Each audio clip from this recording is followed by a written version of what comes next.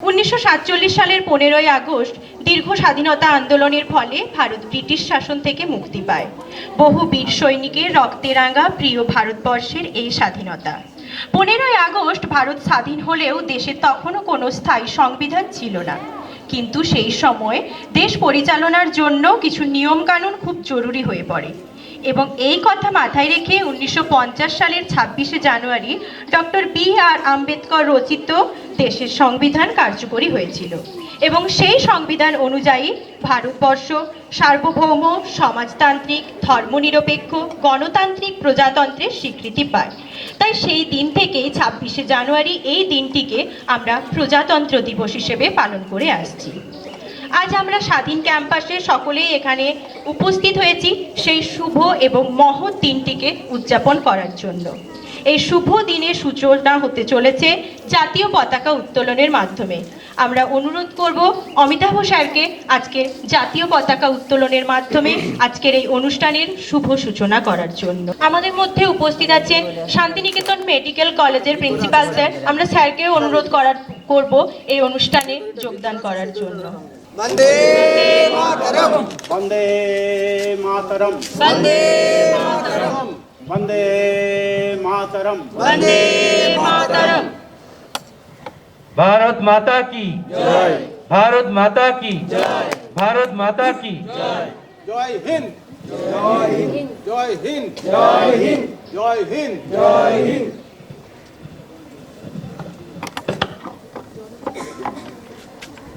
জনগণ মন অধিনায়ক জয় হে ভারত ভাগ্য বিধাতা।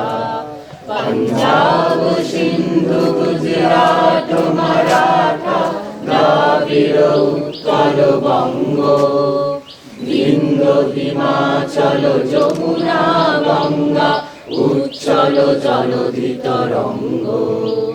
তব শুভ নামে জাগে তব শুভ আশিস মাগে গাহে তব জয় গাথা। জনগণ মঙ্গল দায়ক জয় হে ভারত ভাগ্য বিধাতা। জয় হে জয় হে জয় হে জয় জয় জয় জয় হে। এরপর আমরা যে মাল্যদান পর্ব শুরু হচ্ছে, আমি স্যারদেরকে অনুরোধ করব একে একে মাল্যদান করার জন্য।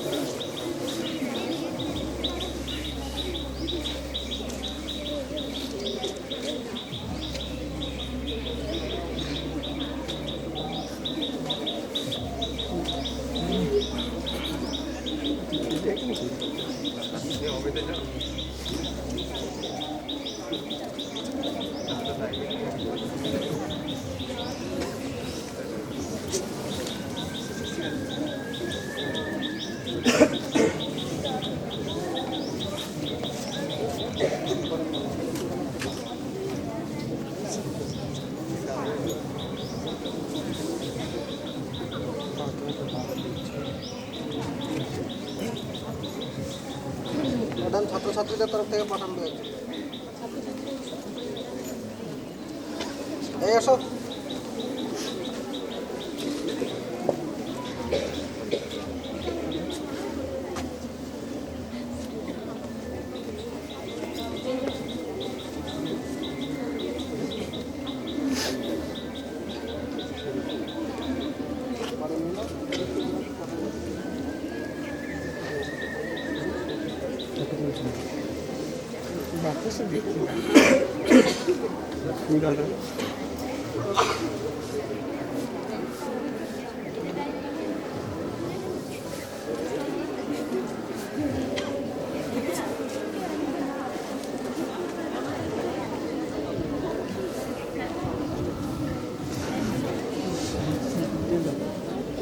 এরপর আজকের এই বিশেষ দিনটি সম্পর্কে আমরা কিছু বলার জন্য অমিতাভ স্যারকে অনুরোধ করব। স্যার, আজকের এই দিনটি সম্পর্কে আপনি কিছু বলুন।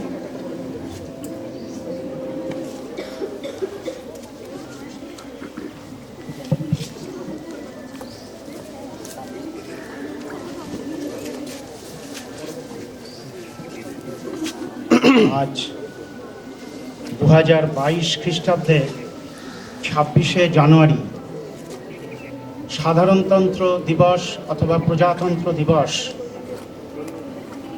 এই প্রজাতন্ত্র দিবস সমগ্র ভারতবর্ষ, তামাম ভারতবর্ষের কাশ্মীর থেকে কন্যাকুমারী এবং আসাম থেকে গুজরাট, সমগ্র ভারতবর্ষে এই দিনটি উদযাপিত হচ্ছে। এই দিনের গুরুত্ব অসীম। গুরুত্ব এইখানে যে আজ থেকে 75 বছর আগে 1947 সালের 15ই আগস্ট ব্রিটিশের হাত থেকে ভারতবর্ষের স্বাধীনতা সংগ্রামের মধ্যে দিয়ে স্বাধীনতা অর্জন হয়েছিল। এই স্বাধীনতা সংগ্রাম শুধুমাত্র অহিংস আন্দোলনের মধ্যে দিয়ে আসেনি। অহিংস আন্দোলন এবং রক্তক্ষয়ী সংগ্রাম, এই দু ধরনের সংগ্রামের মধ্যে দিয়েই এই স্বাধীনতা ভারতবাসী অর্জন করেছে। যদিও 1947 সালের 15ই আগস্ট ভারতবর্ষ স্বাধীন হয়েছে, কিন্তু তখনও পর্যন্ত কোনো নিয়মতান্ত্রিক পদ্ধতিতে ভারতবর্ষ প্রশাসন শুরু হয়নি। গভর্নর জেনারেল মাউন্টব্যাটেন অফিসিয়ালি এখানে ব্রিটিশের প্রতিনিধি হিসাবে ছিলেন। 1947 সালের 15ই আগস্টের পর 29শে আগস্ট একটি কনস্টিটিউয়েন্ট অ্যাসেম্বলি ফর্ম করা হয়। সেই অ্যাসেম্বলির অধীনে একটি ড্রাফটিং কমিটি গঠন করা হয়েছিল, যে ড্রাফটিং কমিটির উপর দায়িত্ব আরোপ করা হয় একটি নিয়ম, একটি গঠনতন্ত্র রচনা করার জন্যে। যে ড্রাফটিং কমিটির চেয়ারম্যান ছিলেন বি.আর. আম্বেদকর মহাশয়। সেই বি.আর. আম্বেদকর মহাশয়ের নেতৃত্বে সেই ড্রাফটিং কমিটি এই সংবিধান রচনা করা শুরু করেন। তারপর 1949 সালের নভেম্বর মাসে এই সংবিধান অ্যাডপ্ট করা হয়। 1949 সালের নভেম্বর মাসের পরে 1950 সালের 24শে জানুয়ারি 1950 সালের 24শে জানুয়ারি এই ড্রাফটিং কমিটি সংবিধানের খসড়া দুটো ভাষায়, হিন্দি ভাষা এবং ইংরাজি ভাষাতে সেই সংবিধানের যে কপি সেটা সাবমিট করেন এবং সেখানে কনস্টিটিউয়েন্ট অ্যাসেম্বলির 308 জন সদস্য স্বাক্ষর করেন এখানে।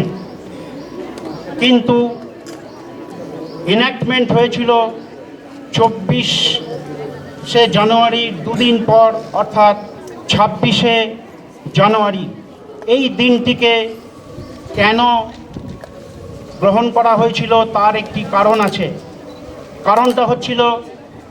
কারণটা যেটা ছিল 1929 খ্রিস্টাব্দের 26শে জানুয়ারি ব্রিটিশের ডোমিনিয়ন রুলের বিরুদ্ধে যে প্রোক্লেমেশন হয়েছিল, যে সম্পূর্ণ স্বাধীনতা, ইন্ডিয়ান ন্যাশনাল কংগ্রেস সম্পূর্ণ স্বাধীনতা ঘোষণা করেছিল সেই 26শে জানুয়ারি।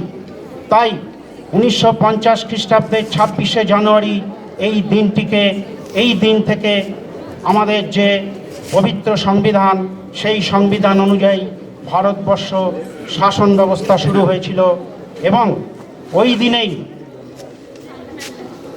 ভারতবর্ষের প্রথম রাষ্ট্রপতি ডক্টর রাজেন্দ্র প্রসাদ সেই দিনে তিনি তার শাসন ব্যবস্থা শুরু করেছিলেন প্রেসিডেন্ট হিসাবে। তো এই সংবিধানের গুরুত্বটা হলো যে দীর্ঘ সংগ্রামের মধ্যে দিয়ে যখন ভারতবর্ষ স্বাধীন হলো, তারপরে জনগণের দ্বারা যাতে দেশ শাসন হয় তার জন্যে আমাদের এই সংবিধানে হিউজ ডকুমেন্ট রয়েছে। সেই ডকুমেন্টগুলো হচ্ছে ডাইরেক্টিভ প্রিন্সিপালস রয়েছে, সেখানে ফান্ডামেন্টাল রাইটস রয়েছে, ডিউটিজ অ্যান্ড রেসপন্সিবিলিটিস সমস্ত কিছু লেখা রয়েছে। প্রচুর আর্টিকেল রয়েছে এই সংবিধানে। এই সংবিধানের আর্টিকেলের মধ্যে দিয়ে গভর্নমেন্ট অফ ইন্ডিয়া এবং ইন্ডিয়ান সিটিজেনের ডিউটিজ অ্যান্ড রেসপন্সিবিলিটি দেশের প্রতি, এবং গভর্নমেন্ট অফ ইন্ডিয়া কী পদ্ধতিতে কী নিয়ম অনুযায়ী দেশ শাসন করবে, সমস্ত কিছু এই সংবিধানের যে আর্টিকেলগুলো রয়েছে সেখানে সব লিপিবদ্ধ রয়েছে। এই কনস্টিটিউয়েন্ট অ্যাসেম্বলি, যে কনস্টিটিউয়েন্ট অ্যাসেম্বলির 308 জন সদস্য স্বাক্ষর করেছিলেন, সেই কনস্টিটিউয়েন্ট অ্যাসেম্বলি হচ্ছে আমাদের দুই কক্ষ, উচ্চকক্ষ আপার হাউস যেটা হচ্ছে রাজ্যসভা এবং লোয়ার হাউস যেটা হচ্ছে লোকসভা। ওই কনস্টিটিউয়েন্ট অ্যাসেম্বলি হচ্ছে আজকের রাজ্যসভা এবং লোকসভা। তো এই সংবিধানের গুরুত্বটা এখানেই যে ক্ষমতা শেষ পর্যন্ত সমগ্র ভারতবর্ষের এই জনসাধারণের হাতে। কিভাবে এই ক্ষমতা? না, এই যে কনস্টিটিউয়েন্ট অ্যাসেম্বলি আজকে রাজ্যসভা এবং লোকসভাতে পরিণত, এই রাজ্যসভা লোকসভা যে প্রতিনিধি, লোকসভার প্রতিনিধি সরাসরি জনগণ নির্বাচন করেন এবং সেই নির্বাচিত প্রতিনিধির মাধ্যমেই আবার রাজ্যসভায় সদস্য নির্বাচিত হন, সেখান থেকে প্রধানমন্ত্রী, সেখান থেকে ক্যাবিনেট। তাহলে এই প্রশাসন, যদিও এই ক্যাবিনেট প্রধানমন্ত্রীর নেতৃত্বে এই ক্যাবিনেট দেশ শাসন করেন, কিন্তু সব মূল ক্ষমতা কিন্তু এই জনগণের হাতে, দেশের সাধারণ মানুষের হাতে। দেশের সাধারণ মানুষ এই প্রতিনিধিদের নির্বাচন করেন। এক্ষেত্রে সংবিধান যাতে সুষ্ঠুভাবে সেই সংবিধানের নিয়ম অনুযায়ী দেশ পরিচালনা হয়, তার জন্যে ভারতবর্ষের রাষ্ট্রপতি হচ্ছেন এই সংবিধানের রক্ষাকর্তা। রাষ্ট্রপতি লক্ষ্য করেন এই সংবিধান অনুযায়ী আমাদের গভর্নমেন্ট অফ ইন্ডিয়া অর্থাৎ ক্যাবিনেট সঠিকভাবে দেশ শাসন করছেন কিনা।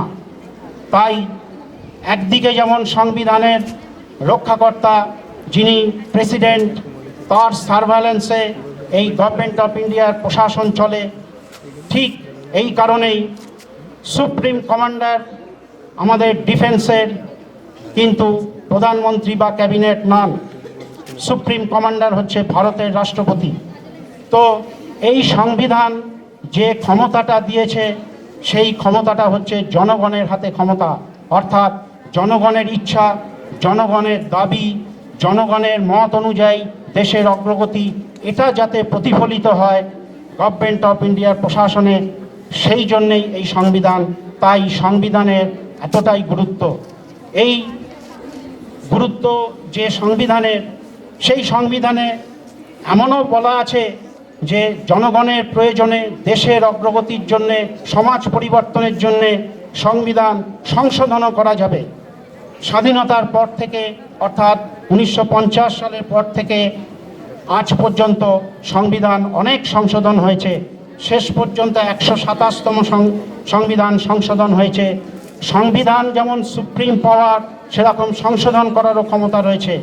সেই সংশোধন করার ক্ষমতা রয়েছে, কিন্তু মূল ক্ষমতা উচ্চকক্ষ অর্থাৎ রাজ্যসভা। শুধুমাত্র লোকসভাতে বিল পাশ হয়ে যাওয়ার পরেই কিন্তু সংবিধান সংশোধন করা যায় না, রাজ্যসভায় সেই বিল পাশ করাতে হয়। তাহলে আমাদের সংবিধানের যে শক্তি বা ক্ষমতা, সেটা আসলে জনগণেরই হাতে, কেননা জনগণ এই প্রতিনিধি নির্বাচন করে। এই সংবিধানে যে প্রথমে যে সমস্ত আর্টিকেলগুলো ছিল, তারপরে সময় অন্তর বিভিন্ন অ্যামেন্ডমেন্ট বা সংশোধন হয়েছে এবং কিছু সংযোজনও হয়েছে। তার মধ্যে গুরুত্বপূর্ণ সংযোজন হচ্ছে, প্রথম যখন জওহরলাল নেহেরুর নেতৃত্বে ভারতবর্ষে প্রথম ক্যাবিনেট, তখন যে শব্দটি সংযোজন করা হয়েছে সেটা হচ্ছে সোশ্যালিস্টিক ডেমোক্রেসি। সোশ্যালিস্টিক কথাটা আমাদের ইন্ডিয়ান কনস্টিটিউশনে সংযোগ করা হয়েছে। তো এই সংযোজন নিয়ে অনেক বিতর্ক রয়েছে। বিতর্কটা হচ্ছে সোশ্যালিস্টিক ডেমোক্রেসি না হয়ে ডেমোক্রেটিক সোশ্যালিজম যদি হতো তাহলে সঠিক হতো। এই নিয়ে বিতর্ক রয়েছে রাজনৈতিকভাবে। কারণ একটাই, যে ডেমোক্রেসি হচ্ছে একটা মিডিয়াম, ডেমোক্রেসি হচ্ছে মাধ্যম, আর সোশ্যালিজম হচ্ছে একটা পন্থা যেটাকে এস্টাবলিশ করতে হবে। সোশ্যালিজম দুভাবে এস্টাবলিশ করা যায়। পৃথিবীর বিভিন্ন দেশে অটোক্রেসির মধ্যে দিয়ে সোশ্যালিজম বা ডিক্টেটরশিপের মধ্যে দিয়ে সোশ্যালিজম প্রতিষ্ঠা হয়েছে, কিন্তু ভারতবর্ষের সংবিধানে ডেমোক্রেসিও রয়েছে, সোশ্যালিজমও রয়েছে, কিন্তু ল্যাঙ্গুয়েজটা রয়েছে সোশ্যালিস্টিক ডেমোক্রেসি। এইখানে অনেক বিতর্ক রয়েছে। ডেমোক্রেটিক সোশ্যালিজম প্রতিষ্ঠার পক্ষে বহু মানুষ, বহু রাজনৈতিক ব্যক্তিত্ব, বহু সংগঠন। ডেমোক্রেটিক সোশ্যালিজম এটাই আমার মনে হয় সঠিক, কেন প্রতিষ্ঠা হবে সোশ্যালিজম, পদ্ধতি হবে ডেমোক্রেসি, পদ্ধতি ডিক্টেটরশিপ নয়। তো ভারতবর্ষ সর্ববৃহৎ গণতান্ত্রিক রাষ্ট্র সারা পৃথিবীতে। তো এই সর্ববৃহৎ গণতান্ত্রিক রাষ্ট্রের যে সংবিধান, সেই সংবিধান অনুযায়ী দেশ পরিচালনা হচ্ছে। আমরা অনেক কিছু আর্টিকেল রয়েছে, তার মধ্যে গুরুত্বপূর্ণ যে বিষয়টা হচ্ছে সেটা হলো লিস্ট।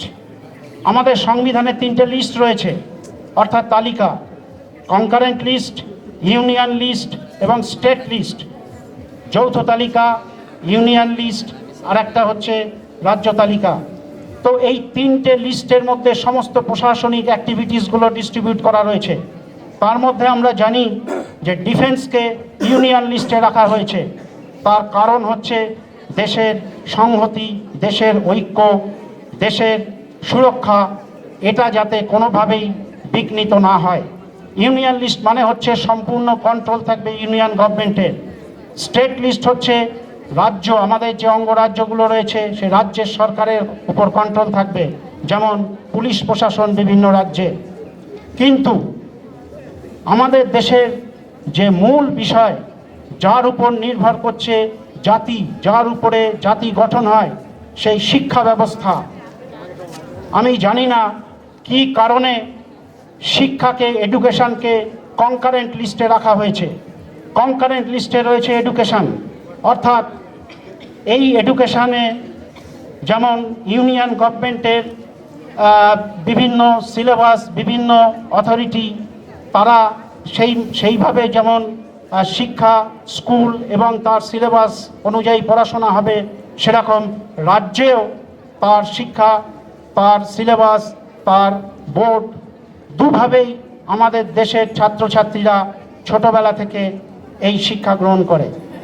তো এখানে অনেক বিতর্ক উঠেছে, অনেকে এই কথা তুলেছেন যে ডিফেন্স যদি ইউনিয়ন লিস্টে থাকতে পারে তাহলে শিক্ষা কেন, এডুকেশন কেন ইউনিয়ন লিস্টে থাকবে না? আমরা জানি pen is mightier than sword. বন্দুকের নলে যা পরিবর্তন করা যায় না, পেনের সাহায্যে, লেখনীর দ্বারা সেই পরিবর্তন করা যায়। তাহলে সমগ্র ভারতবর্ষের জাতিকে শক্তিশালী, অটুট এবং প্রকৃত দেশপ্রেমিক ভারতীয় জাতি তৈরি করতে গেলে বন্দুকের নলে হয় না, প্রশাসনের দ্বারা জোর করে কিছু হয় না, সেখানে শিক্ষার দ্বারা হয়। তাই শিক্ষাকে কেন কনকারেন্ট লিস্টে রেখে কেন ইউনিয়ন লিস্টে রাখা হলো না, তার কারণ হিসাবে যারা বলেছেন সেই কারণটা হচ্ছে মাল্টিলিঙ্গুয়াল কান্ট্রি। আমাদের দেশে বহু ভাষা রয়েছে, আঞ্চলিক ভাষা রয়েছে, এবং ভারতবর্ষ স্বাধীনতার পরে অনেক বিতর্ক হয়েছিল হিন্দি ভাষাকে রাষ্ট্রভাষা করা নিয়ে। দক্ষিণ ভারত এর বিপক্ষে ছিল যে রাষ্ট্রভাষা হিন্দিকে যেন করা না হয়। এমনকি বাংলা ভাষাকে রাষ্ট্রভাষা করার জন্যে দক্ষিণ ভারতের পক্ষে সওয়াল করা হয়েছিল। তো শেষ পর্যন্ত হিন্দি ভাষাকে রাষ্ট্রভাষা করা হয়েছে, এবং প্রশাসন চালানোর জন্যে দীর্ঘ যেহেতু 200 বছরের ইংরেজ শাসন, সেই জন্যে ইংরাজিকেও পাশাপাশি রাখা হয়েছে। এইখানেই হচ্ছে অসুবিধা। এই কারণে যে কনকারেন্ট লিস্টে রাখবার জন্যে ইংলিশ মিডিয়াম, ইংরাজি ভাষায় পড়াশোনার যেমন ব্যবস্থা রয়েছে, সেরকম আঞ্চলিক ভাষাতেও পড়াশোনার ব্যবস্থা রয়েছে, হিন্দি ভাষাতেও পড়াশোনার ব্যবস্থা রয়েছে।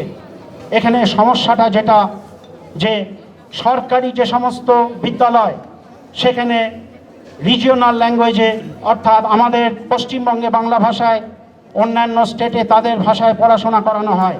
আবার ইউনিয়ন যে সিলেবাস, সেখানে ইংরাজি ভাষাতেও পড়াশোনা করা হয়।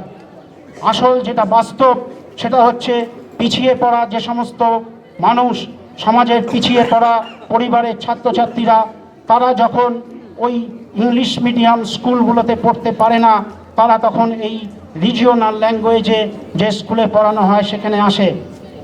কিন্তু যারা পিছিয়ে পড়া নয়, যারা সমাজের অগ্রে অবস্থান করছে, অর্থনৈতিকভাবে সক্ষম, সেই পরিবারের ছাত্রছাত্রীরা কিন্তু সেই ইংরেজি মাধ্যমে যেখানে পড়াশোনা করানো হয় সেখানে পড়ে।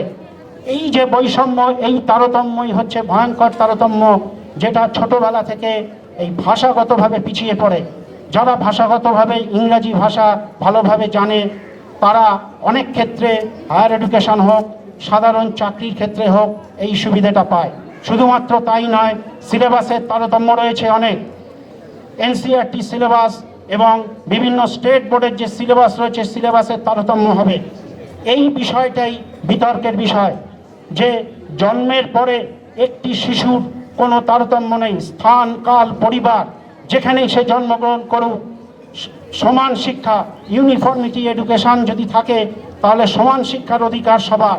কে মাল্টিবিলিনিয়ার কোম্পানিতে জন্মগ্রহণ, কোনো পরিবারে জন্মগ্রহণ করলো, বা কেউ দরিদ্র কৃষকের ঘরে, কেউ রিক্সা চালকের ঘরে জন্মগ্রহণ করলো, শিক্ষার সমান শিক্ষার অধিকার রয়েছে। সেক্ষেত্রে এই তারতম্য কনকারেন্ট লিস্টে এডুকেশন থাকবার জন্যে এই তারতম্য সৃষ্টি হয়েছে। যার জন্য আমরা লক্ষ্য করি, যখনই কোনো সার্কুলার আসে কেন্দ্র থেকে, তখনই রাজনৈতিক কারণে বিরোধিতা হয়। এই বিরোধিতা হতো না যদি ইউনিয়ন লিস্টে এডুকেশন থাকতো, কারণ pen is mightier than sword. তো এই ধরনের বহু বিতর্ক রয়েছে। তবুও এই বিতর্ক থাকা সত্ত্বেও সময় সময় দেশের স্বার্থে, জনগণের স্বার্থে এই সংবিধান সংশোধিত হয়েছে। কিন্তু সংশোধন হওয়া সত্ত্বেও এখনও এই সংবিধান অত্যন্ত শক্তিশালী। এই সংবিধান সমগ্র পৃথিবীর বৃহত্তম গণতান্ত্রিক রাষ্ট্রের প্রকৃত হাতিয়ার। তাই আমরা এই সংবিধানের প্রতি মর্যাদা সবসময় রাখি। এই মর্যাদাকে রক্ষা করার জন্যে এবং এই সংবিধানকে শ্রদ্ধা করার জন্যেই আমরা প্রতি বছর 26শে জানুয়ারি সাধারণতন্ত্র দিবস পালন করি। এই সাধারণতন্ত্র দিবসের মধ্যে দিয়ে আমাদের দেশ, জাতি এবং সংবিধানের প্রতি ছোটবেলা থেকে এবং সারা জীবন যাতে এই শ্রদ্ধা থাকে, এই আবেদন আমি সবার কাছে রেখে আমার এই বক্তব্য শেষ করলাম।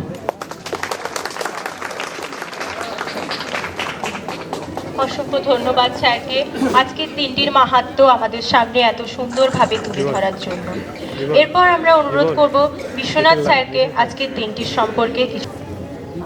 আজকে আমাদের ভারতবর্ষে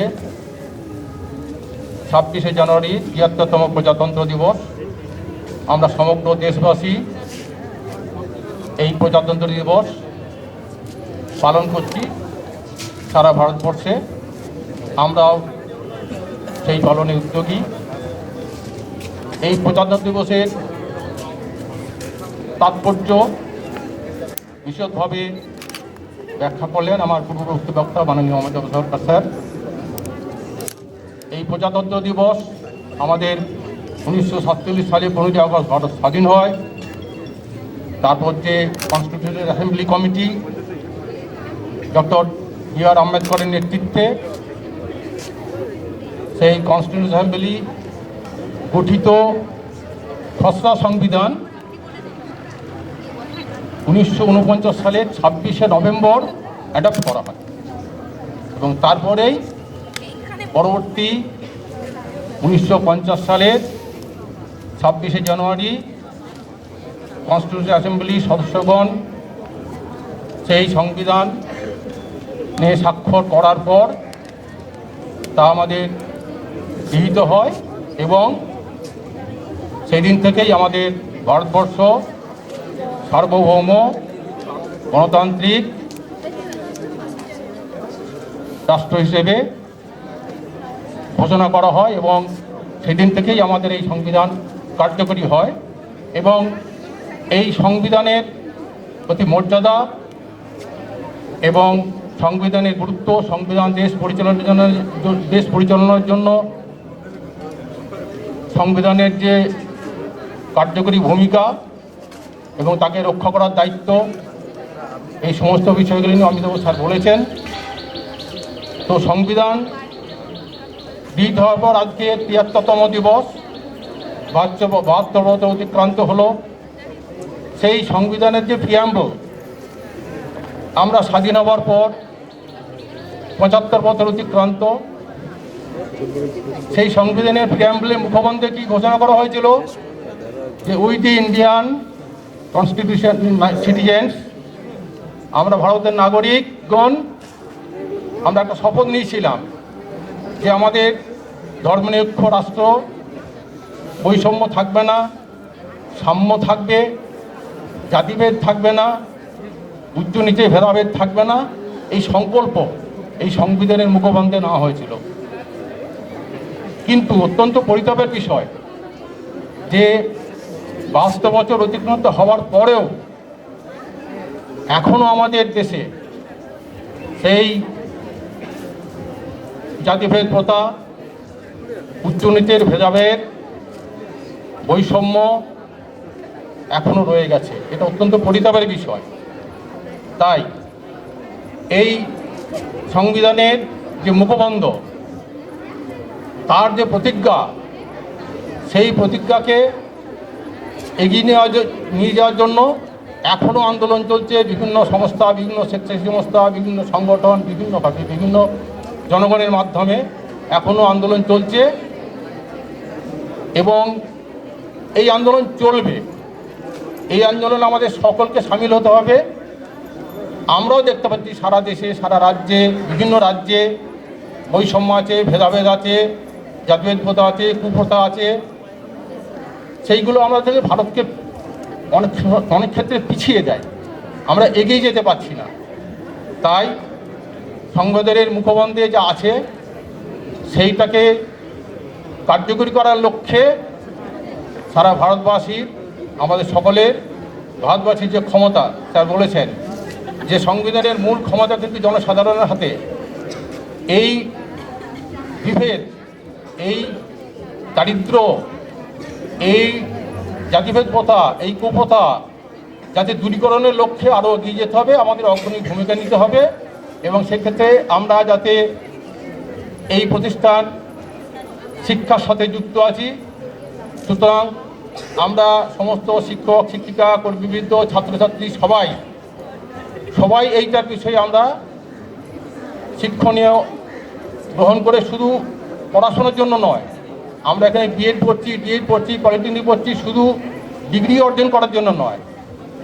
এই বিষয়গুলিকে দেশকে এগিয়ে নেওয়ার জন্য, দেশের কুসংস্কার, কুপ্রথা বিলোপ করার লক্ষ্যেও আমাদের এগিয়ে যেতে হবে এবং আমাদেরও সেই শপথ নিতে হবে যাতে আমাদের ভবিষ্যৎ প্রজন্ম স্বাধীনতার যে স্বপ্ন, ভারত স্বাধীনতার পর ভারতবাসী যে স্বপ্ন দেখেছিল এবং সংবিধানের মুখবন্ধে যেটা আমাদের বর্ণিত আছে সেইটা যাতে রূপদান হয়, সেই লক্ষ্যে আমাদের সকলের দায়িত্ব রয়েছে আমরা এবং যুব সমাজ আগামী প্রজন্মের স্বার্থে আমাদের এই লক্ষ্যে কাজ করে যেতে হবে। পড়াশোনার পাশাপাশি আমাদের মানসিকভাবে সেরকম প্রস্তুতি নিতে হবে। শুধু পড়াশোনার ডিগ্রি অর্জন মূল লক্ষ্য নয়, মানুষের মতো মানুষ হওয়া, সমাজ কল্যাণে ব্রতী হওয়া। এই বলে আমি আজকে এই ৭৩তম প্রজাতন্ত্র দিবসে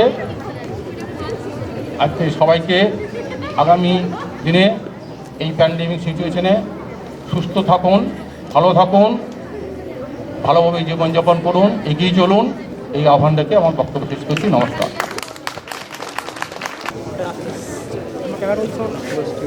বন্দে মাতরম, তুমি পাচ্ছ?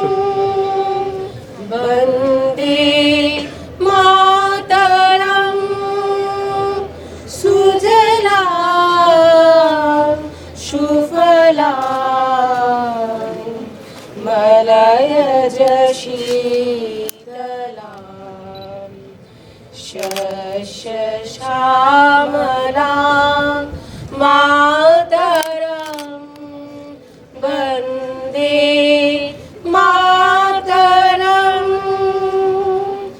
শুভ্র জ্যোৎস্না পুলকিতয়ামিনী, পুল্লকুসুমিতা দ্রুমদল শোভিনী, সুহাসিনী সুমধুর ভাষিনী, সুখদাং বরদাং মাতরম, বন্দে মাতরম, বন্দে মাতরম। ধন্যবাদ ম্যাডামদের এত সুন্দর একটি গান আমাদের সকলকে উপহার দেওয়ার জন্য। এরপর আমরা আজকের দিনটি সম্পর্কে বলার জন্য জীবন কুমার ঘোষ স্যারকে অনুরোধ করছি। এই প্রাঙ্গণে সমবেত ডিডিউ, ডিকেওয়াই, আইটিআই, এসআইপি, ডিএড, বিএডের এইচওডি মহাশয়দের আমার বিনম্র শ্রদ্ধা, আমার কলিগবৃন্দদের বন্ধুপ্রীতি ও স্নেহ, ভাই বোন ও ছাত্রছাত্রীদের প্রতি রইল অকৃত্রিম ভালোবাসা। আজ ২৬শে জানুয়ারি প্রজাতন্ত্র দিবস, ৭৩তম, অর্থাৎ ১৯৫০ সালে আজকের দিনটিতে ভারতের সংবিধান চালু হয়। ৭৩তম এই প্রজাতন্ত্র দিবস ভারতীয় জাতির কাছে একটা গৌরব উজ্জ্বল দিন, কারণ এই দিনই জনগণ তার সরকারকে নির্বাচিত করতে পারতে শেখে এবং উত্থান পতন সরকারের জনগণের দ্বারাই হতে থাকে। এই দিনটি একদিনে গড়ে ওঠেনি। ১৯৪৭ সালে ১৫ আগস্ট, প্রায় ২০০ বছর রাজত্বে করে গেছে ইংরেজরা। ১৫ আগস্ট তাদেরকে নির্বাসিত করে বহু শহীদ হয়েছেন, বহু বিপ্লবী শহীদ হয়েছেন। তারপরে এসেছে ১৫ আগস্ট স্বাধীনতা দিবস। এই স্বাধীনতা দিবসের ঠিক কিছু আগেই ইংরেজ সরকার বুঝেছিল ভারতে একটি সংবিধান তৈরি করা দরকার। এই প্রসঙ্গে বলা দরকার একটু ইতিহাসের কথা। ১৯২২ সালে অসহযোগ আন্দোলনের পর গান্ধীজি প্রথম দাবি করেন ভারতের জন্য সংবিধান চালু করতে হবে এবং গণপরিষদের মাধ্যমে। সেই যুক্তিতেই পরবর্তীকালে একটি গণপরিষদ গঠিত হয়। ১৯৪২-এর ভারত ছাড়ো আন্দোলন, ১৯৪৬ সালে নৌ বিদ্রোহ, এই পরপর দুটি প্রতিক্রিয়ার পর ক্যাবিনেট মিশন, অর্থাৎ ইংরেজ সরকারের ক্যাবিনেট মিশন ভারতে আসে। তখন ডিসেম্বর মাসে একটি গণপরিষদ গঠন করার কথা বলে এবং সেখানে সংবিধান পরিচালনার কথা বলা হয়, অর্থাৎ সংবিধান খসড়া তৈরি করার কথা বলা হয়।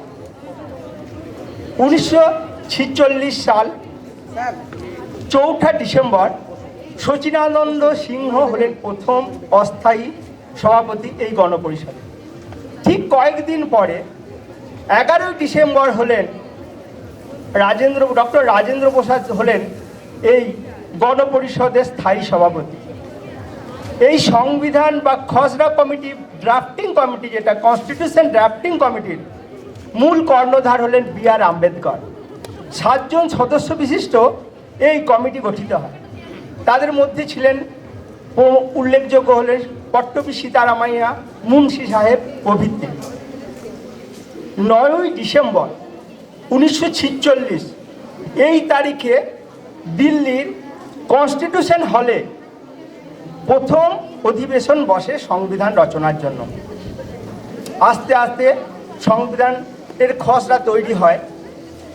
তারপর 1947-এ 14 আগস্ট রাত্রিতে দ্বিধা বিভক্ত হয় ভারত।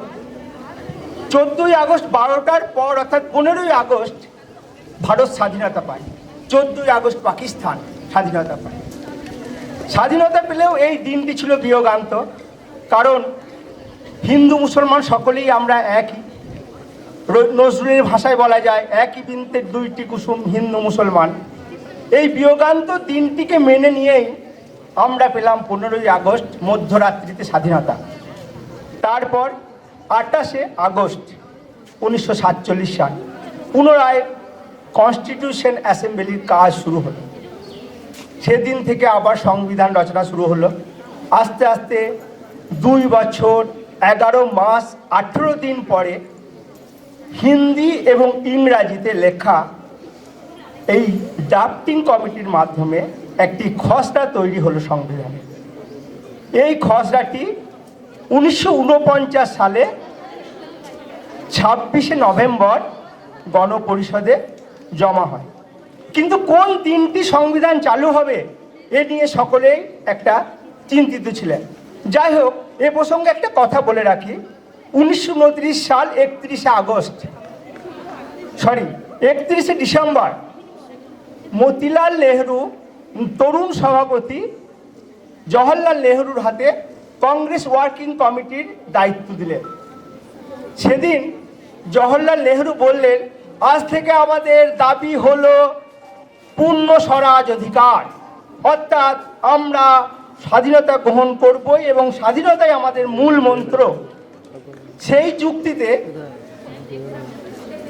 1930 সালে 26 জানুয়ারি লাহোরের তীরে অর্থাৎ রবি নদীর তীরে লাহোরে একটি বিস্তীর্ণ ভূখণ্ড দখল করে।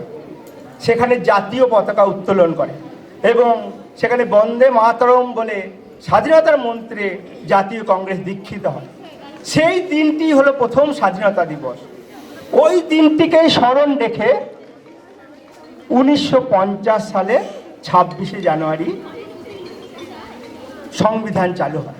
ওই স্বাধীনতা দিবসের দিনটাই চালু রেখেই স্বাধীনতা দিবসের দিনটিকে স্মরণ রেখেই প্রজাতন্ত্র দিবস হিসাবে চালু হয়। এখানে সবারই প্রশ্ন হতে পারে যে সেটা সংবিধান দিবস না হয়ে প্রজাতন্ত্র দিবস হলো কেন? এই প্রসঙ্গে বলি, ইংল্যান্ডের রাজা রানী উত্তরাধিকার সূত্রে ক্ষমতা ভোগ করে, কিন্তু ভারতের জনগণ অর্থাৎ প্রজার দ্বারাই সরকার নির্বাচিত হলো, অর্থাৎ government for the people, of the people, by the people. সরকার জনগণের জন্য, জনগণের দ্বারা। সেই জন্য এই দিনটিকে সংবিধান দিবস না হয়ে প্রজাতন্ত্র দিবস হিসাবে পালন করা হলো। যাই হোক, এখন দীর্ঘ 1950 সালে যে দীর্ঘ 2 বছর 11 মাস 18 দিন ব্যাপী যে খসড়া তৈরি হয়েছিল, সেই খসড়াটিতে ছিল 20টি ধারা, 395টি অনুচ্ছেদ ও আর্টিকেল 8টি হলো তফসিল বা শিডিউল। পরবর্তীকালে অনেক সংশোধন এবং সংযোজনের দ্বারা এই সংবিধান পরিবর্তিত হতে থাকে। যাই হোক, এর বৈশিষ্ট্য হলো বিশ্বের বৃহত্তম সংবিধান লিখিত। এই সংবিধান 6টি দেশ থেকে মূল নীতিগুলো নেওয়া হয়েছিল। সেই দেশগুলি হলো England, America, France, Russia, Canada এবং আয়ারল্যান্ড।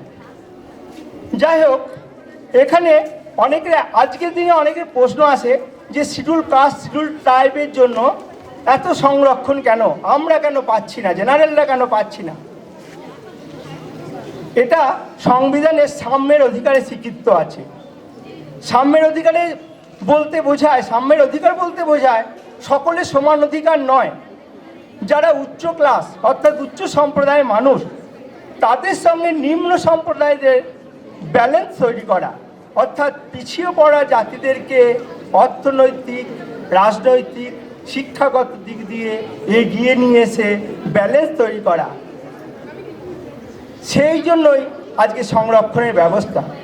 এ সম্পর্কে একটা ঘটনা আপনাদের বলি। সমাজ সংস্কারক জ্যোতিবা ফুলে তিনি একবার হাই ক্লাস বন্ধুর সাথে বন্ধুর বিয়ে বাড়িতে বরযাত্রী যাবেন, খুব সাজগোজ করে এসছে। তখন ঘোড়ার গাড়ি অথবা গরুর গাড়িতে তাকে নিয়ে বরযাত্রী যাওয়া হতো চেপে। কিন্তু উনি যখন সাজগোজ করে আগে থেকে বসে আছেন, সেই হাই ক্লাসের ফ্যামিলি বা বন্ধুরা এসে তাকে নামিয়ে দেয় বা সেই পরিবারের লোকজন তাকে অপমানিত করে। সেখানে তার আর বরযাত্রী যাওয়া হলো না। যাই হোক, আপনারা হয়তো জেনে থাকবেন, এই নিম্ন সম্প্রদায় বা হরিজন সম্প্রদায় জাতীয় কংগ্রেসের থেকে একবার বিচ্ছিন্ন হবার চেষ্টা করেছিল, কিন্তু গান্ধীজি 1932 সালে পুনা প্যাক্টের মাধ্যমে তাদেরকে একত্রিত করে। আমরা সবাই ভারতবাসী, আমরা সবাই ভারত মাতার সন্তান, তিনি বলেছিলেন। যাই হোক, এই দিনটি আমাদের কাছে খুবই গৌরবোজ্জ্বল দিন। তাই এই 73তম প্রজাতন্ত্র দিবস প্রত্যেক ভারতীয়দের কাছে একটি মহিমান্বিত দিন। জয় হিন্দ, নমস্কার।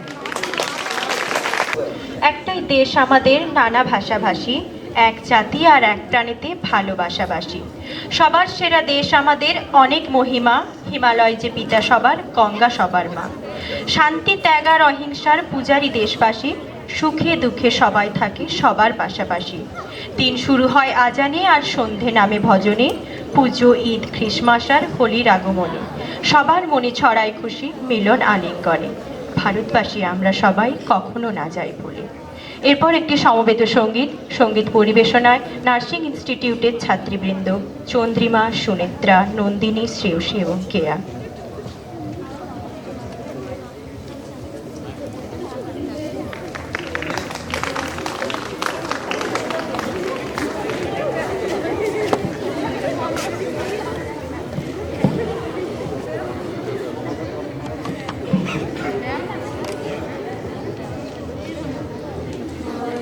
ধান্যে পুষ্পে ভরা আমাদের এই বসুন্ধরা, তাহার মাঝে আছে দেশে সকল দেশের সেরা।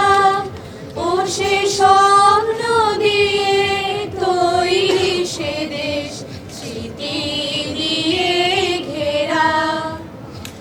এমন দেশটি কোথাও খুঁজে পাবে না কো তুমি, সকল দেশের রানী সেজে আমার জন্মভূমি, সেজে আমার জন্মভূমি, সেজে আমার জন্মভূমি।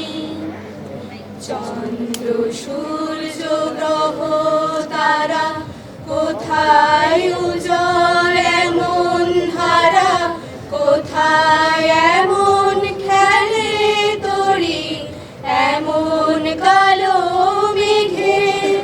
তারা পাখির ডাকে ঘুমিয়ে ওঠে, পাখির ডাকে জেগে। এমন দেশটি কোথাও খুঁজে পাবে না কো তুমি, সব আমার জন্মভূমি, সে যে আমার জন্মভূমি, সে যে আমার জন্মভূমি।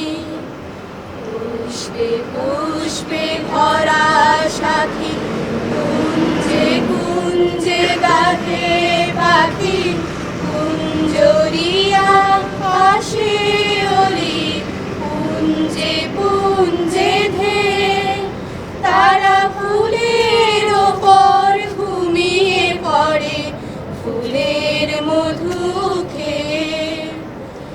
এমন দেশটি কোথাও খুঁজে পাবে না কো তুমি, সকল দেশের রানী সেজে আমার জন্মভূমি, সে যে আমার জন্মভূমি, সে যে আমার জন্মভূমি।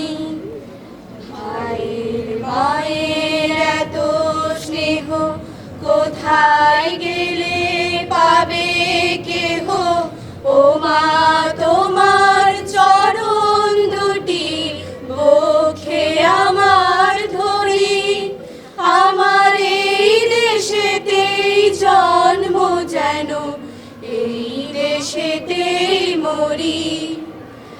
এমন দেশটি কোথাও খুঁজে পাবে না কো তুমি, সকল দেশের রানী সেজে আমার জন্মভূমি, সে যে আমার জন্মভূমি, সে যে আমার জন্মভূমি। ধন্যবাদ সকলকে একটা সুন্দর সঙ্গীত পরিবেশনার জন্য। চলুন আজ সেই সময়কে আবার মনে করি, শহীদের হৃদয়ের আগুনকে একটু স্মরণ করি, যেটাই বয়ে এসেছিল স্বাধীনতা। দেশভক্তদের সেই রক্তের ধারাকে চলুন শ্রদ্ধা জানাই। এরপর সমবেত সঙ্গীত উপস্থাপনায় ডক্টর জিনাত রেহনা ম্যাডাম, তপতি পাল ম্যাডাম, সুস্মিতা রায় ম্যাডাম, জীবন কুমার ঘোষ স্যার এবং ঋষিকেশ ঘোষ স্যার।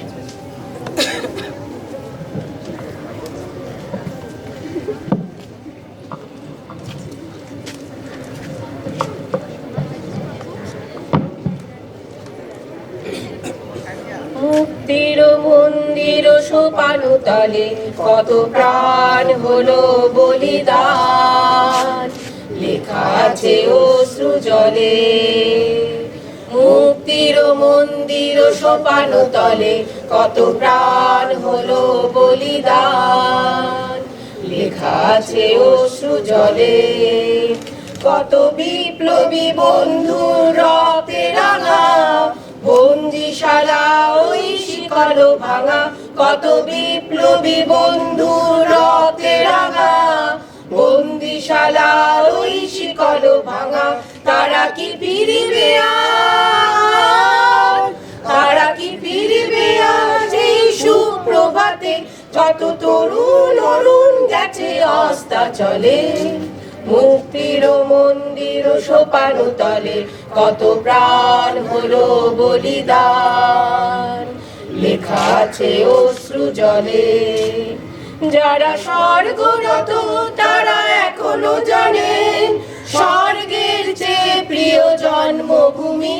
এসো স্বদেশ ব্রতের মহাদীক্ষা লই, সেই মৃত্যুঞ্জয়ীদের চরণ চুমি।